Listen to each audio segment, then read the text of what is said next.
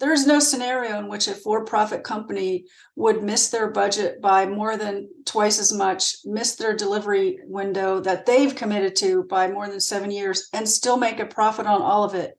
So a monopoly shouldn't be able to do that either.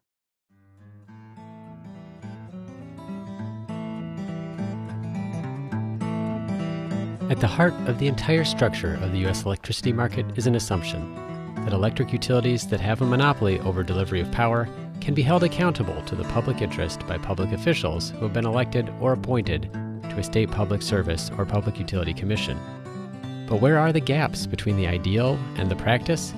Patty Durand, candidate for District 2 of the Georgia Public Service Commission, joined me in January 2023 to explore everything from election hijinks to grossly overpriced nuclear power plants. I'm John Farrell, Director of the Energy Democracy Initiative at the Institute for Local Self-Reliance, and this is Local Energy Rules, a bi-weekly podcast sharing powerful stories about local renewable energy. Patty, welcome to Local Energy Rules. Thank you. Thank you for having me. I'm excited to have this conversation. So I wanted to start off by just asking you, you're a candidate. In Georgia, they elect these regulators that oversee the utility companies. You're a candidate running for the Georgia Public Service Commission. Could you just start by talking about what it is that motivated you to run? Why do you want to serve on the Public Service Commission? Sure, absolutely. Initially, I was not interested in running for any office. I have no lifetime career goal of serving as an elected official. But I worked in energy for a long time. I ran a national nonprofit called the Smart Energy Consumer Collaborative, and that nonprofit did research on consumers and grid modernization. And before that, I worked at Georgia Tech for a while on smart grid projects. And before that, I ran the state chapter of the Sierra Club in Georgia. So I had originally changed my career from working in IT, information technology, to working on climate change issues, which is why I left IT to the Sierra Club. And then I left the Sierra Club to work on grid modernization, the smart grid, because I thought it was a faster way to scale up renewables than what the Sierra Club was doing, although they're doing very important, very good work. But I thought if businesses led the change, that would accelerate what I saw as a lack of interest from businesses in renewables. Of course, this was a while ago. We can't say that now. So I ran SCCC for a decade, and that gave me a front row seat into what was happening across the country at other state commissions with other utilities. And I saw a lot of great work. And then I would come back to Georgia and be disappointed that those things weren't happening here. And there was one incident in 2019 where the Georgia Commission was considering and eventually did adopt a demand charge rate plan for residential consumers. And I was invited to present some of our research during the rate hearing that showed that consumers didn't want that rate plan and didn't understand that rate plan. And I brought other research from RAP, the Regulatory Assistance Project, showing that rate plan actually harms consumers. But that rate plan passed, and I was surprised and disappointed. And I went to see my opponent to ask him, at that time, he wasn't my opponent, he was just one of the most approachable commissioners, to ask him why he voted for it and why the commission allowed this to pass, because it clearly harms low-income customers. And he did not have good answers. It was clear to me he didn't understand the rate plan, that he hadn't read the research that was provided to him.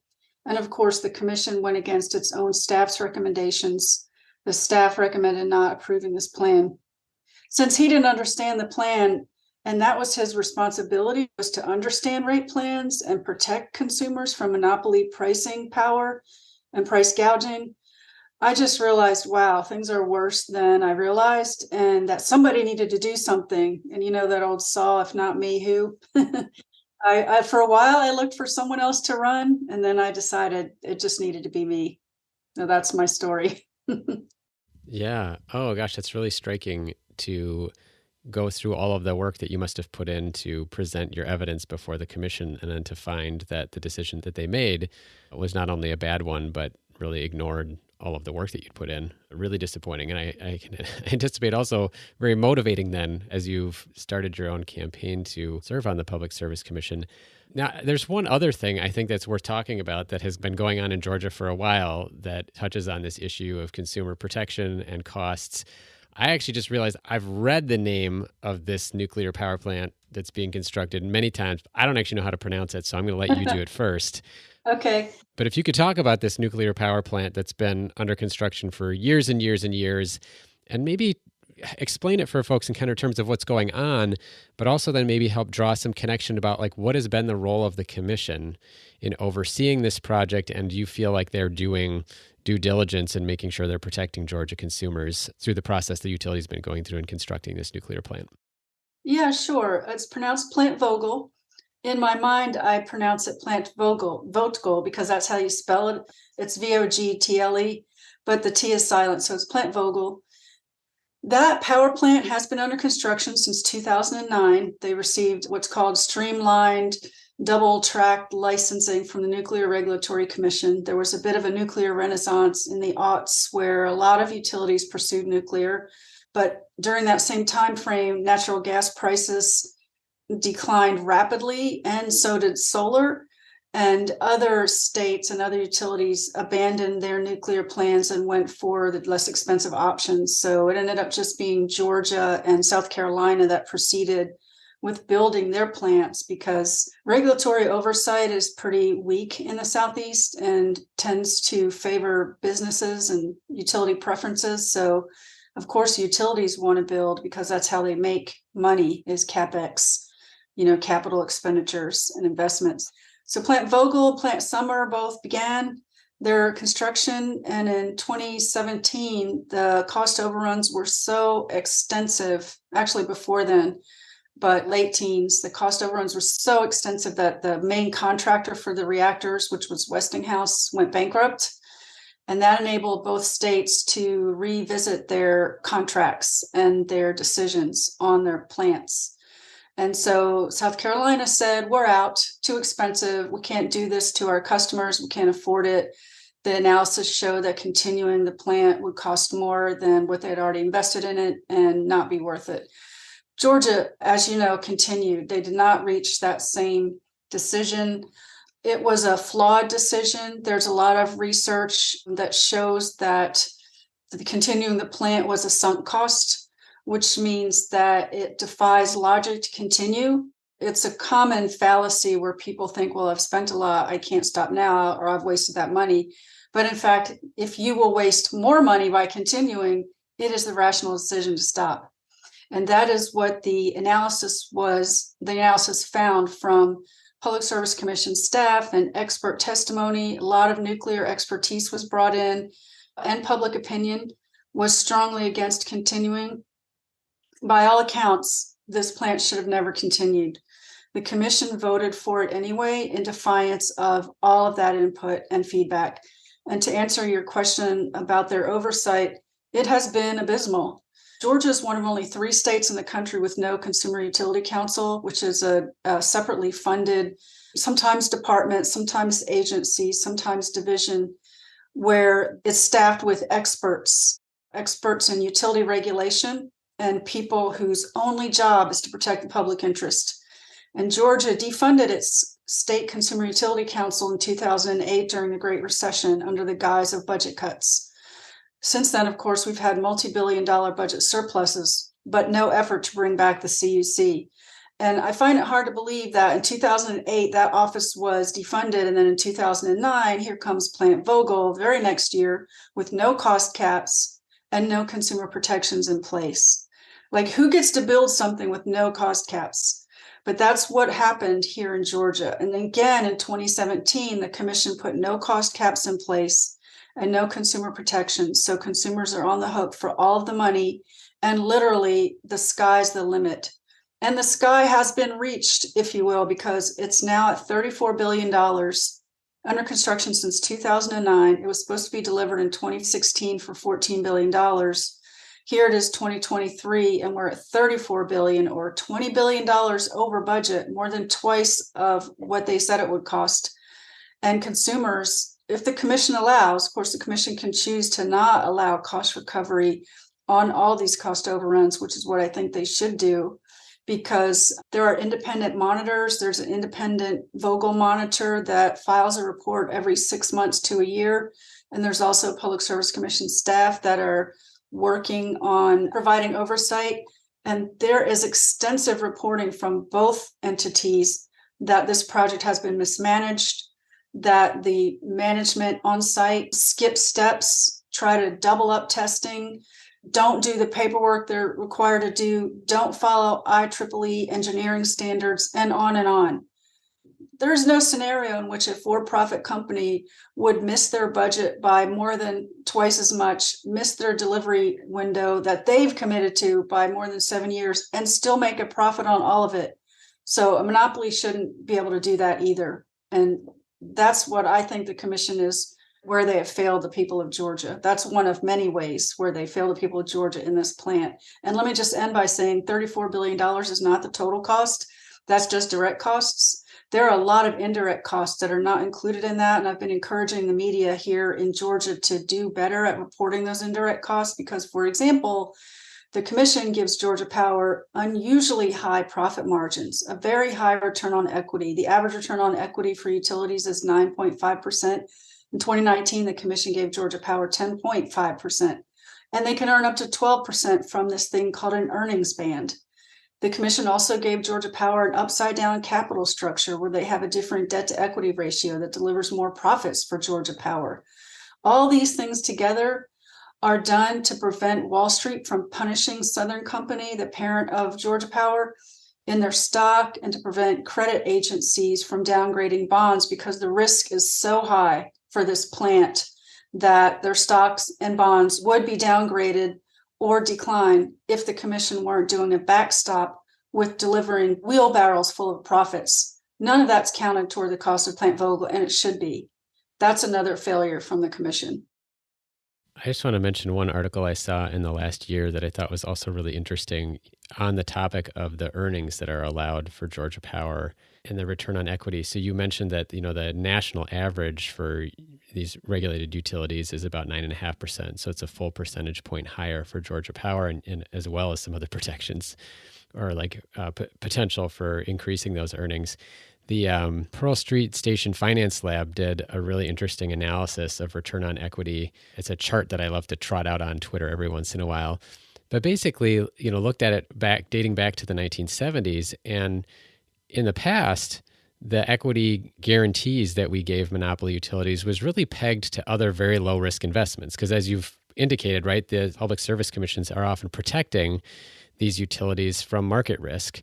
And so things like the value of treasury securities, for example, might have been a common benchmark. But there's an interesting trend over the past 40 to 50 years of divergence where utility return on equity has remained very high, whereas other low-risk investments, especially when in that low interest rate environment we had in the past couple of years, were down at like 1 or 2%. So it's really striking just in general, like even the average nationally, not even Georgia Power in particular, seems to have very high earnings potential for a business that has a lot of protections from risk. That's right. I've seen that study, and that's very compelling and disappointing for those of us that care about keeping costs low so more people can afford the essential service of electricity. And that's not the only place. There's an energy policy newsletter. I don't know what they would call themselves, a scholarly set of articles called Energy Policy. And they did a report called Utility Return on Equity, a Puzzle. And then the whole study was on why is return on equity for utilities unhinged from market risk? And I think I posted a cover shot of that headline and I said, is it really a puzzle? I think we know why. I think we know why. It's because so many commissions are in regulatory capture and defer to the preferences and pressures of the regulated that they shouldn't be, but they are. They clearly are. So that's unfortunate for people struggling to pay bills that utilities are doing so well financially to their detriment. I would be remiss too if I didn't mention another, I think, really stunning article that looked at, and maybe a little bit more lay accessible as well. There was a piece that was written, I think it was called Power Failure, for the Post and Courier in South Carolina back in 2017 by Tony Bartlemy was the lead author on the piece, though there was other contributing writers. The reason I've remembered this piece for years and years is that he used the phrase a bonfire of risky spending to describe not just the Plant Vogtle project as well as the South Carolina nuclear project that's since been scrapped, as well as some other big and risky projects, Another thing I wanted to ask you about, actually, that he talks about in this piece, when you talk about the sort of protections that the utility is getting, is he talks about predating some of these mega projects, many of which have gone south. There were also changes to policy that let utilities collect the cost of doing the construction before the plants were completed. And this was a big change, actually. In the past, utility would recover its costs after it had delivered something. And as you've kind of outlined here, you have a project that is way past the deadline and way over budget, but Georgia Power is actually collecting that money now from customers, even without there being a single kilowatt hour delivered from that project. Yep, normally that would be illegal to charge customers for something they didn't have and didn't get. But in 2011, the Georgia legislature passed legislation called Construction Work in Progress, or CWIP, and that allowed the Public Service Commission authority to do something they didn't have before, which was attach a fee on every customer's bill. I'll just call it a tax because that's what it is. The Public Service Commission then, of course, immediately at Georgia Power's request, instituted what's called an NCCR rider, or Nuclear Cost Construction Recovery Rider, on every customer's bill. Since 2011, every month, every bill has had an NCCR rider on it that ranges from 3% to 12%. It's a lot of money, and we're still paying it. It should have been repealed years ago when it was clear that Georgia Power was incompetently executing on this project. And according to the Atlanta Journal-Constitution, who did the numbers, customers have now paid over $1,000 on their bills total for that NCCR tariff. And Georgia Power has earned $9 billion in profits from the delays, because they're getting a profit on that tax from the delays on this project. And that is another reason that I'm very upset about the quality of the oversight from the Public Service Commission. I mean, there's just instance after instance, this being a big one. The commission should have never allowed this to continue since the project was delayed, and since they started getting reports that showed the delays were the fault of the company. It's not like they could be held blameless and they could say, well, we didn't have the talent, or COVID happened, or there was a recession. All those things were factors, but they're minor factors. And the reporting shows that they're minor factors and shows what the major factors were. And it was the failures I mentioned earlier. Yet we're still paying as though nothing has happened. Like none of that is known. Well, it is known, and it's wrong. And $34 billion is federal levels of money spent by one state on one power plant. In fact, I'm calling it the most expensive power plant ever built on Earth. And it might be the most expensive construction project of any ever built on Earth, because the only things I could find more expensive was the International Space Station at $60 billion and the federal highway system at $100 billion. There could be something more expensive than those two, or more expensive than $34 billion, but I haven't found it. And that's just awful to do to the people of Georgia. You know, we're not a rich state, and we have among the lowest cost of living in the country, yet we're paying national average for utility rates, above average for utility bills, and will be number one in the country once all these costs get put into rates.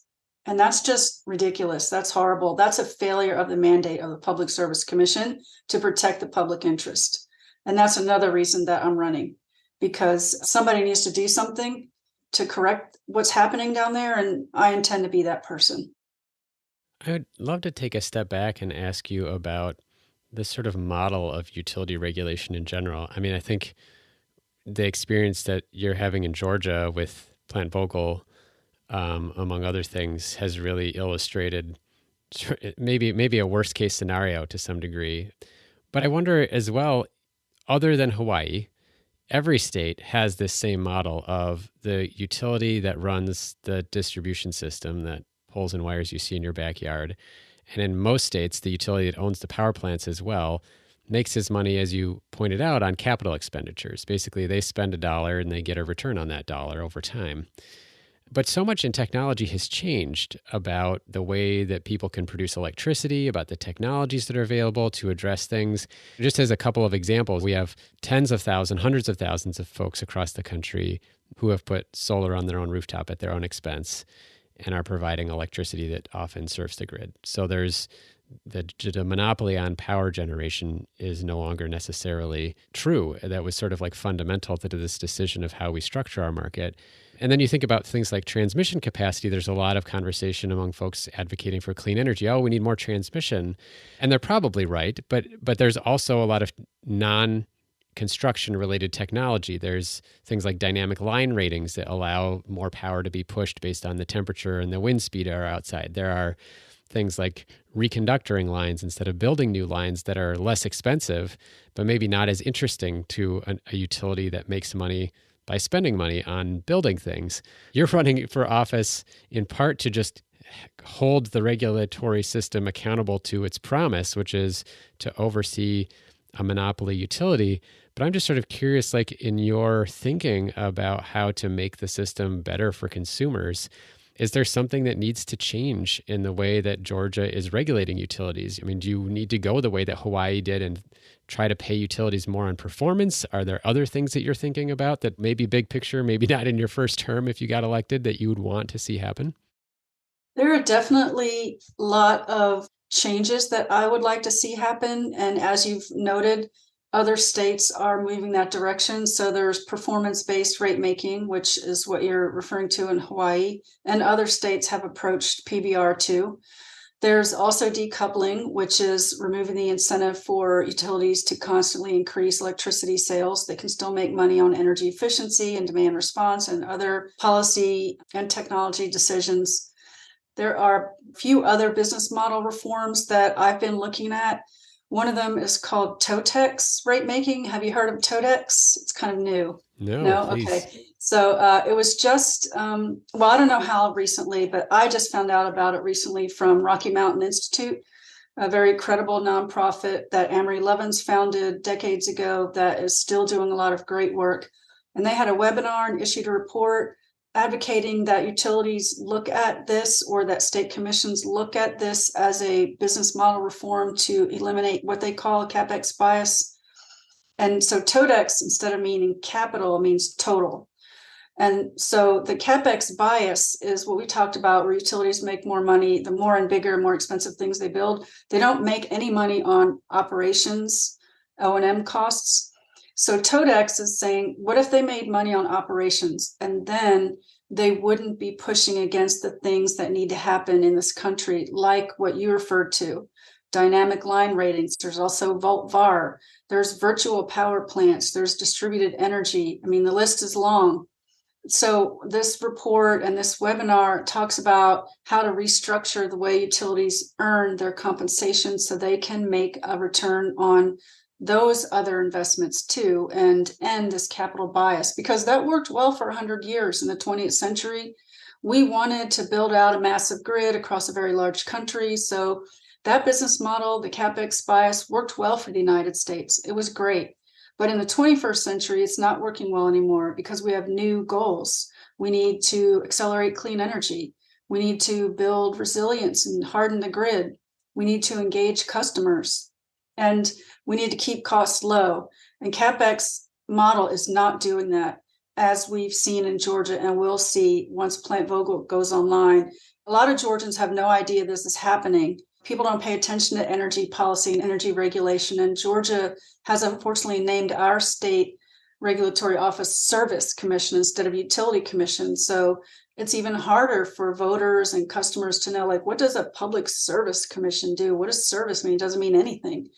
So I've been advocating for legislators to rename it Public Utility Commission, so at least people have a clue that they're regulating utilities. And that's where decisions are being made on how much you're paying.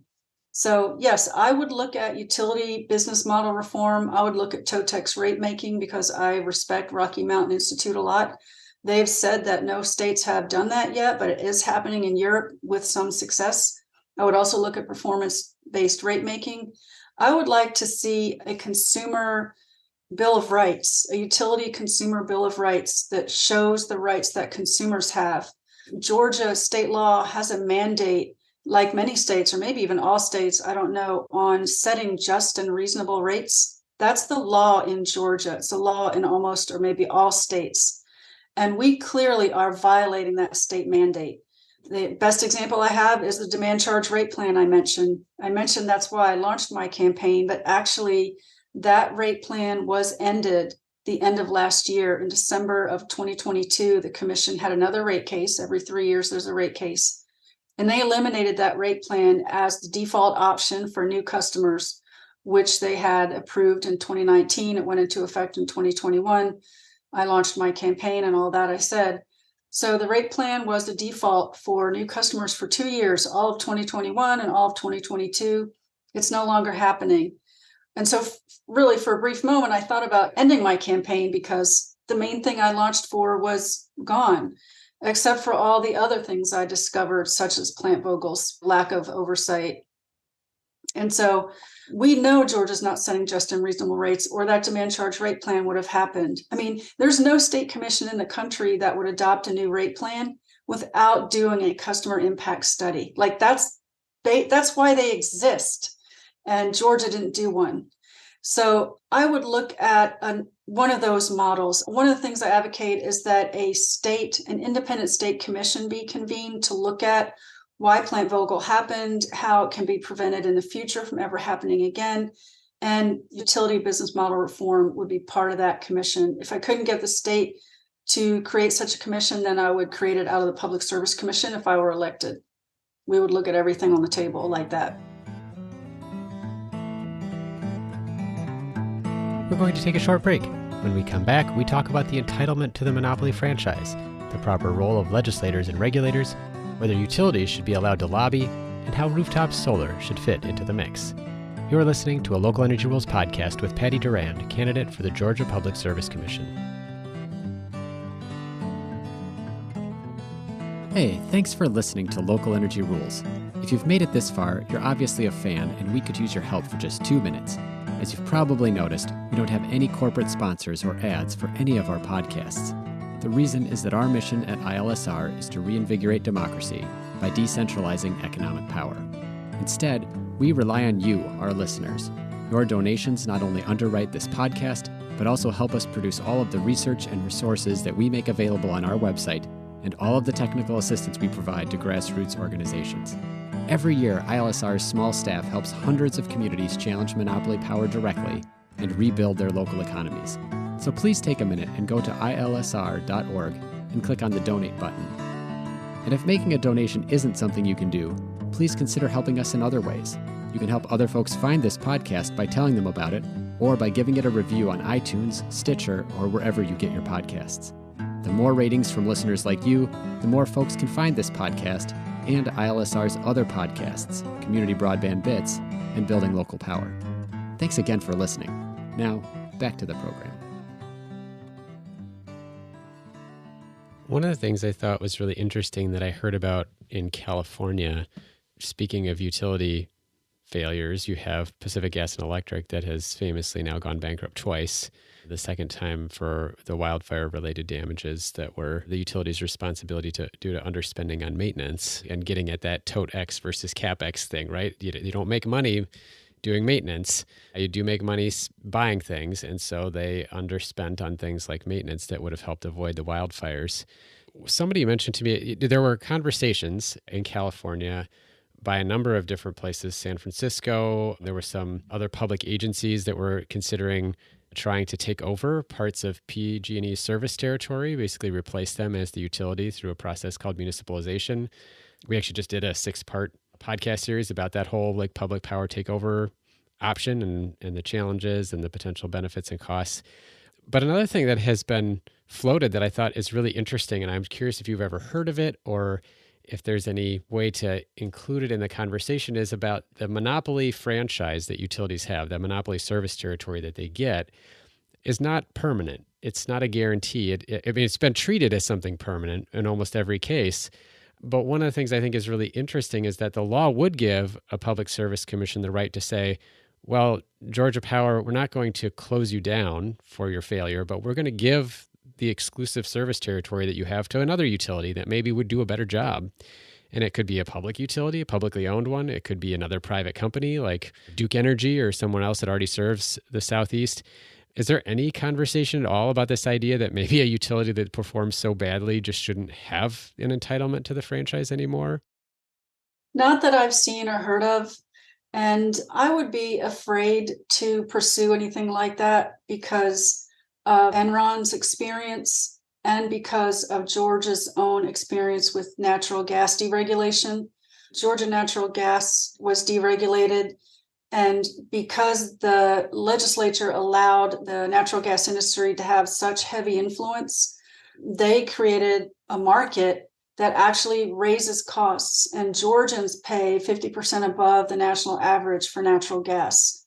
Nobody knows it. I only discovered it because a professor from A&M University on Twitter had posted a spreadsheet of base natural gas costs, or the cost that you pay before you use a single therm of natural gas in your home. What are the flat fees that everyone's paying? And he posted that, and I noticed he didn't have Georgia Power on there. So I asked him, could I add Georgia Power? He sent me the spreadsheet. I did the research, and we're paying twice as much as the highest utility on his spreadsheet. And I sent him, and we looked at together the document that creates the pricing structure. And we're paying a demand charge fee on natural gas too, which is a fee that you're assessed for the highest usage that a customer has during their bill cycle. That's nonsensical. Demand charges are meant for and were created for commercial and industrial businesses that need to use the maximum output the grid has. And so the utility builds the grid to meet that and service that need. Residential customers don't come anywhere near maximizing the grid need. A demand charge is unnecessary and punitive, and that's what the research showed that I gave the commission that they didn't pay attention to.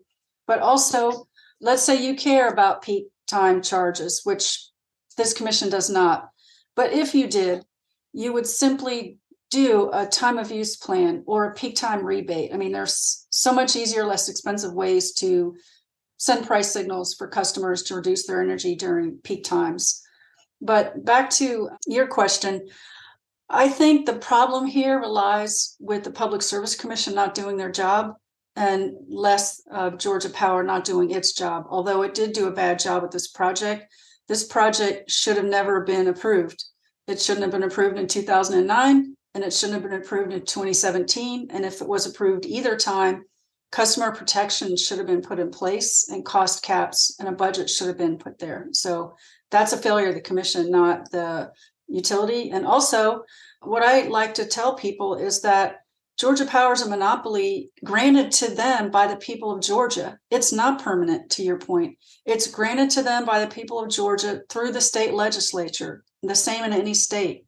So if the people knew more and demanded more from their legislators, we could fix and should fix some of these issues, which is why I've been calling for an independent commission to look into what the failures are that created this Plant Vogtle disaster for Georgia.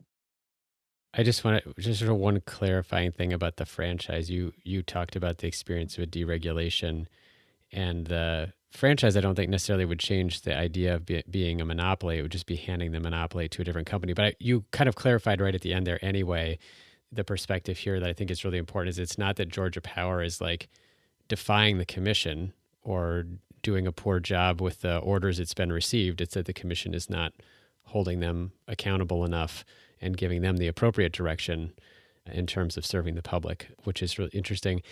I'm going to take this in a little bit different direction and to talk a little bit about your own election or your own campaign, because I feel like it dovetails a little bit with what you talked about in terms of the role of the legislature. So one of the things that ends up being true in many states is that not only are utilities have they captured their regulators, they also have often captured their legislatures.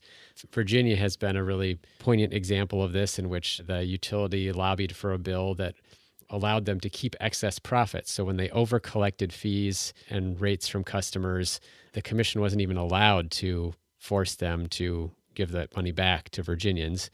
And then I remember there was another subsequent bill, so they started to get some scrutiny for that, and a subsequent bill allowed them instead to reinvest that money in the grid and earn a profit on it a second time, to essentially double dip, sort of famously. So there are some other issues here too that are even outside of like the regulatory model itself, but about the like interface with state law and state legislatures and the political power of utilities.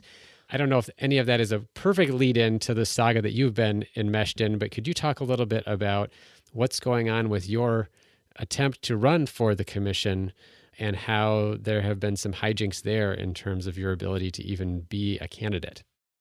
Sure. Yep. Back to the Energy Policy Journal newsletter, whatever they are. A colleague of mine in the energy space, Paul Alvarez, who owns the Wired Group, wrote an article for the Energy Policy Journal talking about why legislators should stay out of energy regulation for the exact reason you gave. Legislators tend to be manipulated by deep pocket utilities who donate to their campaigns, and they make decisions and pass laws that require or allow commissions to do things that they shouldn't be doing, such as the construction work in progress legislation in 2009 in Georgia, and your own example. Paul's piece that published in Energy Policy, was really a deep piece. But the key takeaway that I had was that the reason commissions exist at all is to gather expertise with utility regulation and energy policy. And so diffusing that or allowing that to bleed over into legislators' decision-making influenced by utility lobbyists is a complete distortion of that creation, of that structure that is meant to protect customers. That's why they exist. And if you're going to have legislators coming in and telling them what to do and making alternate decisions, then people get hurt, as you saw in Virginia and as I've seen in Georgia. So I feel a little bad. I've spent a lot of time on this discussion talking about how I want the legislature to do this and do that and set up an independent commission and business, utility business model reform. But I don't know how else to do it because it's not going to happen in the commission. But it's a double-edged sword. It should not be happening at the legislature either. And a long time ago, I worked for a green space nonprofit, and a lot of public parks in Atlanta get funding from the city. Really, most funding's from the city, but they do their own fundraising. As part of getting funding, they had to sign an agreement that they will not lobby against the city in accepting that funding, and they wouldn't speak badly of the city. And we were talking about how frustrated we were once about not getting something from the city. And somebody said, well, let's write letters to the editor and let's show up at the next hearing. And people were like, whoa, wait a minute. We signed something that said we're not going to do that. Shut that whole conversation down. And since then, of course, I've seen a magnitude 1,000-fold worse for utilities being able to lobby and donate to legislators and commissioners. That shouldn't be happening. If it can't happen for a little park, it should not be happening for an essential service like energy. They should not be allowed to lobby and donate, because then we get what we've gotten, which is this kind of distortion and failure points. In terms of my campaign was paused last year because of litigation from 4 Black plaintiffs who alleged racial discrimination in the way the elections are held. They said that the statewide nature of the election in Georgia for Public Service Commission violates the Voting Rights Act because they cannot elect a Black person to the commission. And in fact, in 140 years, only one Black person has ever been elected, and he was appointed first, so he had incumbency. They won their case, as they should have, in federal court. They did an amazing job of proving racial discrimination. I attended hours of those hearings. It was compelling. It was sad. It was shocking, and they won. The state of Georgia appealed, saying, no, it's not racial discrimination. It's just partisanship. We just want Republicans to win. That's why we have the districts the way we do. That's why we have the structure the way we do. That appeal was heard last December in the 11th Circuit Court of Appeals, and everyone is expecting the ruling to happen any day. It hasn't happened yet, so we're all waiting. If the plaintiffs lose, I'm sure they'll appeal. It'll be a bitter pill to swallow after having won. If the state wins and the plaintiffs lose, then they'll appeal. If the state continues to win on appeal, then they'll continue the election as it was before, which is a statewide race. If the plaintiffs win on appeal, then the state is obligated to redraw the districts so they don't privilege white voters, which they do right now. That was proven in court. and to require the election to be held district-wide and not statewide, so that people in that district have a chance to elect someone that represents their views and interests, which is not possible now with a statewide vote. So that's what we're all waiting for. Of course, I don't know which way the court will rule, but in either case, it's likely to be a special election this fall. I'm guessing September. That's what the state law says for special elections in odd numbered years, which this is. So it'd be probably December 19th, I think, is the date. Once the ruling is in, the state Secretary of State's office has to set that date. And so I don't know. I mean, that's a lot of unknowns, but that's what I know. I'm super curious here because I don't follow commission elections in a lot of places. I've heard about them in Arizona, where utilities have been famous for spending a lot of money to influence the election of their regulators.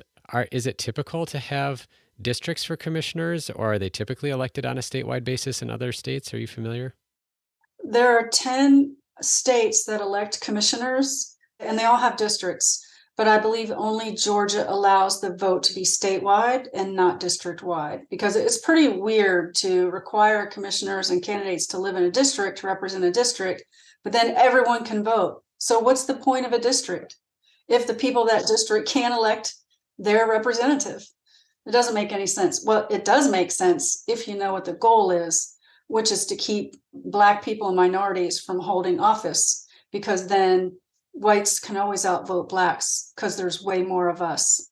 And that has been very effective. And same with women. Very few women, maybe one woman ever has been elected. Same with Jewish people, same with any minority, same with LGBT. None of them have ever been elected. It's been very effective. And I hope plaintiffs win, because this lack of diversity is very harmful. Georgia has a beautiful amount of different racial demographics and diversity, and those people should all be able to elect someone and should be represented on the commission, not just one type of person. That's fascinating. I don't think I fully understood until you just explained it a second time. So there are districts in which the commissioner candidate has to live in order to represent that district. But the people who are electing them are not just necessarily people just in that district. You said the vote is statewide. So I can live anywhere in the state and be voting for a commissioner that ostensibly serves a city of Atlanta or Savannah or what have you. Exactly. Crazy. It is crazy. And actually, on that point, that was why I was temporarily disqualified from running, because the census allowed the legislature to redraw the legislative districts, and the state took advantage of that to redraw the Public Service Commission districts. There's no requirement that happens, but they claim it was required because of the census. And so they redrew the district and made sure that my county was not part of District 2, where I had to live to be eligible for this race. So they took it out and they said, oh, look, you're not qualified. So sorry. I moved to another county in District 2, but they still said, well, you don't have a year's residency, so you're out. So I appealed, sued, whatever, went to court and won. During discovery, I was able to get, my lawyer actually was able to get text messages between my opponent and the commission chair, sharing my address, making sure that my address was removed from the district. And I was able to get those texts published in the Atlanta Journal. I put them all over social media. We submitted them to court, and the judge agreed with me that I had been unfairly targeted. It's against the law. It's obviously legal to redraw a district, but it's against the law to target an opponent and disqualify him or her from that district. And so the judge ruled in my favor, and I remain eligible for District 2. I won the primary. That happened right before the primary. In fact, the night before the primary, that the Secretary of State, Brad Raffensperger, contacted all of Georgia's polling areas and said, put up signs so that voters know not to vote for Durand. She's not eligible. And they did.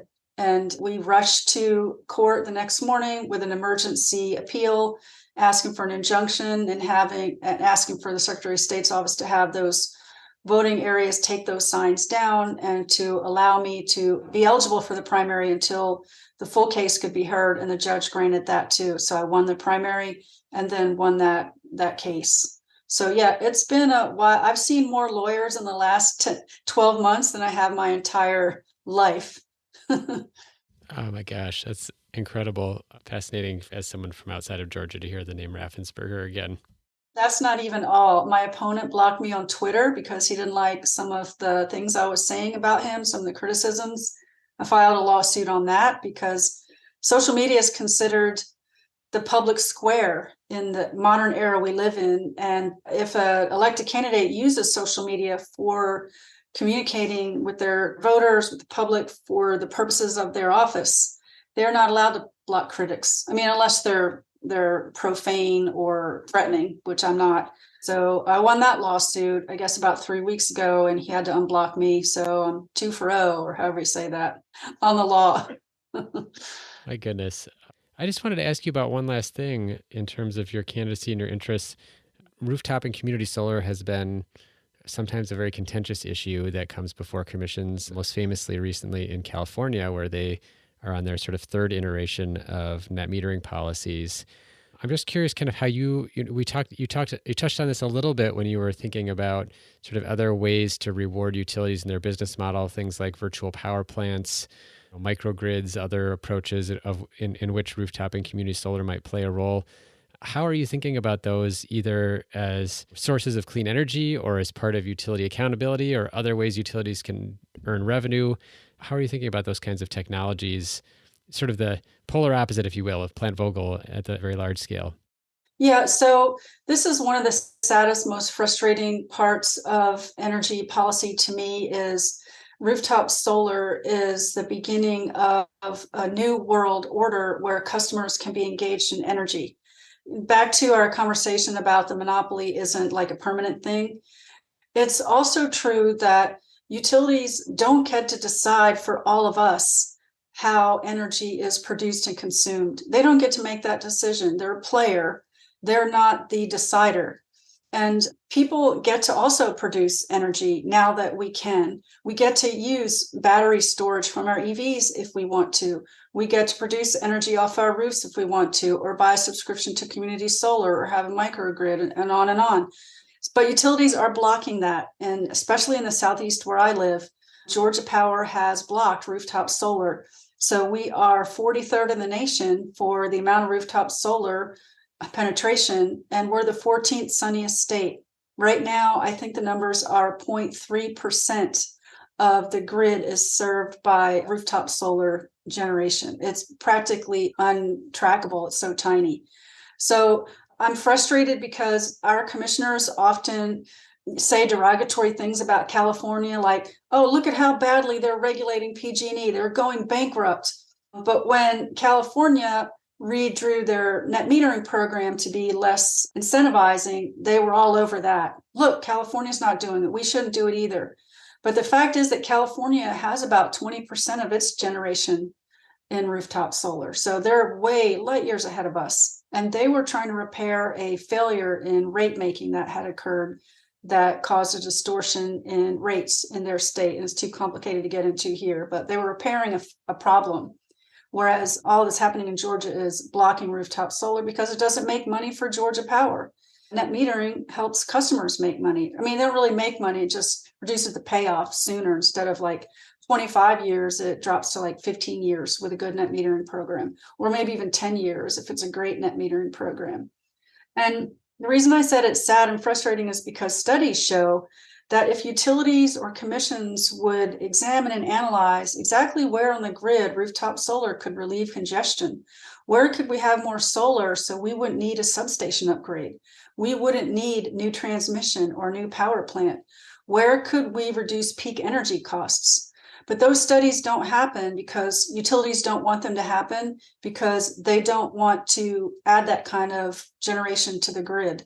We don't know. We don't know how much money could be saved from rooftop solar and then could incentivize customers in those locations if we knew. And that leads into my frustration with small modular reactors and these other claims that we have to have nuclear if we want to address climate change. Really, why don't we look at all the things that are less expensive available now that's being blocked by utilities and state commissions? What about energy efficiency? Georgia has no demand response. We don't have rooftop solar, and we're one of many states.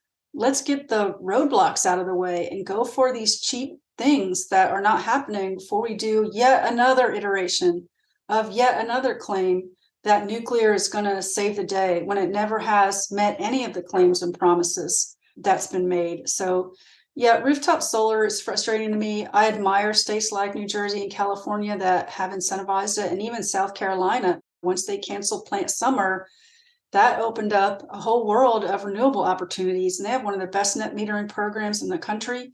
They've got 5 or 10 times the amount of rooftop solar that Georgia does with half the population. Those kind of things are great and should be happening everywhere.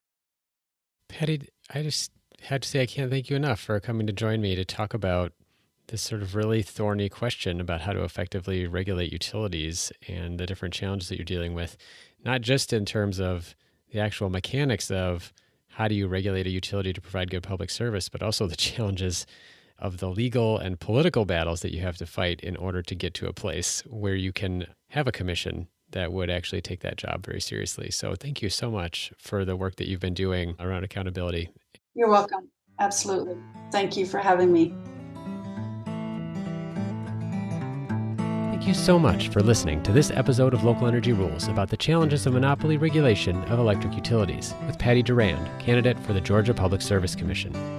There is a lot to look for on the show page for this episode. For a dive into the alternative ways to reward for-profit regulated utilities, check out the Local Energy Rules podcast interview with Isaac Moriwaki about performance-based regulation in Hawaii, as well as the TOTE-X, or Total Expenditures research from the Rocky Mountain Institute. You can also hear more about the role of regulators in my recent interview with former Arkansas Public Service Commission Chair Ted Thomas. For more information on how much utilities earn as profits, we've posted links to the Pearl Street Station Finance Lab's analysis of utility return on equity over the past few decades, as well as the report from Energy Policy that Patty referenced, which is called Regulated Equity Returns, a Puzzle. For more about the opportunities with rooftop and local solar, check out my interview with the author of Freeing Energy, Bill Nussey, as well as my talk with the University of Minnesota professor Gabriel Chan about the value of solar, and a previous interview with Ohm Connect CEO Cisco DeVries about virtual power plants. We've also linked to the Atlanta Journal-Constitution article about the text messages between Patty's opponent and the PSC chair in the attempt to influence the redistricting process that impacted Patty's campaign. And finally, you can check out an interview we did about a petition that's asked the Federal Trade Commission to investigate monopoly utility abuses. Local Energy Rules is produced by myself and Maria McCoy, with editing provided by audio engineer Drew Berschbach. Tune back into Local Energy Rules every 2 weeks to hear more powerful stories of communities taking on concentrated power to transform the energy system. Until next time, keep your energy local, and thanks for listening.